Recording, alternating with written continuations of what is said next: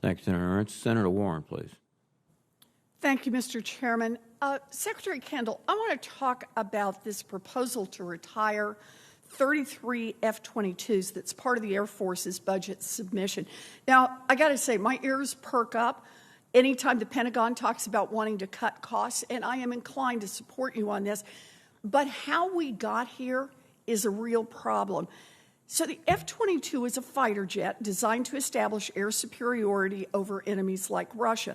The Air Force started buying them from Lockheed Martin in 1999 and said we would be using them until the 2060s. Secretary Kendall, you're Secretary of the Air Force, but you used to run the acquisitions program for the whole Pentagon. So I know you know all of the issues behind this. When the Air Force started buying F-22s in quantity, was the testing and development for this aircraft complete, or were we still figuring out a number of its major capabilities? You raise a great question. Yeah. And I'm afraid I don't know the answer. I was there for the F-22 Milestone B decision, the decision to start development. I was not there for the production decision. Okay, but I understand where you're coming from, and I think it's really an interesting thing to pursue. The ones we're retiring are less capable. You know, they were the first ones we bought, and they didn't have the full combat capability. So it would be worthwhile to go back and do the case study to understand why that is the case. We have a similar problem with F-35, where a lot of our earlier aircraft need a lot of modifications. And I know you're going to go to my acquisition malpractice comment. You bet I am. But let's unpack this a little bit as we go forward, because it's my understanding, and I think the record shows pretty clearly, that we started buying these planes before we had uncovered all the design deficiencies and capability shortfalls that had to be fixed in order to make them work the way they were supposed to work. And these are very expensive planes. So we spent $6 billion on them. The GAO now estimates we're going to need to make upgrades that will cost $11.7 billion, nearly double what we spent to buy them in the first place. And I understand why the Air Force decided that was just too much and you want to retire these planes. And frankly, I applaud you for making the tough call. But the F-22 is not the only program where we've seen this problem. The GAO thinks we will have purchased a third of the F-35 fleet before testing is complete. And I appreciate the capabilities of the F-35 and the role that they are going to serve in the military, but the process gives me pause here. Secretary Kendall, you know where I'm going with this. You called the F-35 program, quote, acquisition malpractice. Can you just say a word more about what you mean by that?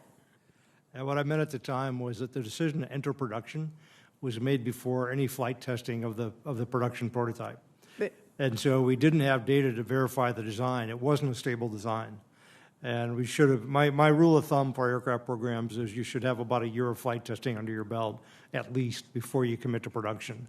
As good as our digital models are and as more sophisticated as they get, we just push our designs to be as close to the edge as possible. And we often push for more performance than we've had before, so our models aren't as good.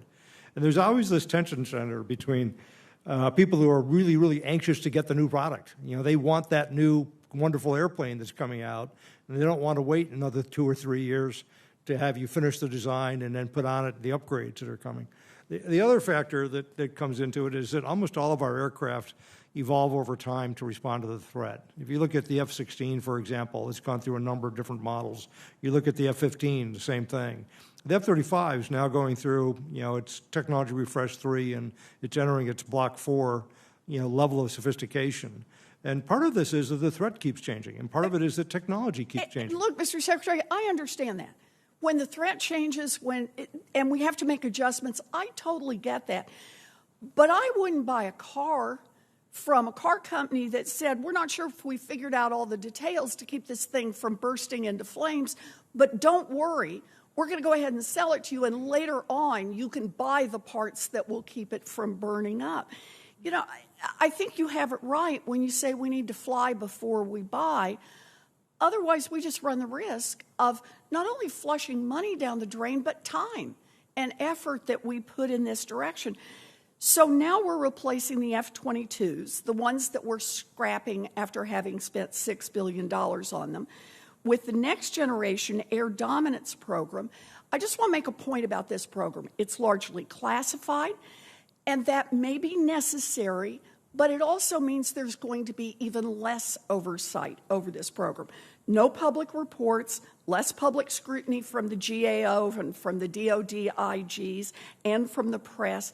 And this lack of transparency means the process that we've already seen fail us becomes an even riskier process. So I see that I'm out of time. I would like to talk to you more about how we estimate the costs around this, but I would like to urge you to rethink this question about making it more transparent what we're doing in the development of this new product. The American people are willing to pay what it costs to keep us safe. We want cutting-edge technology. But they don't want to be in the position of flushing more money down the toilet because we were out purchasing something before we even knew if it would work. So that's my request, Mr. Secretary.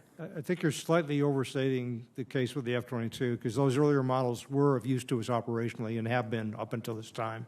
It's not that they have no capability or that they have a defective design. It's just not upgraded to the state that we need to meet the current threat. And it would cost, I think my number is about $2 billion to upgrade those aircraft, $50 million apiece roughly, and it's not a high enough priority for us to do relative to other investments. I know we're out of time, but I just want to say it was sold as a $6 billion airplane that was going to meet these specifications and accomplish these ends, and now we're being told it would cost $11 billion extra to be able to meet those qualifications. That means there's something wrong in the process. Thank you, Senator Warren.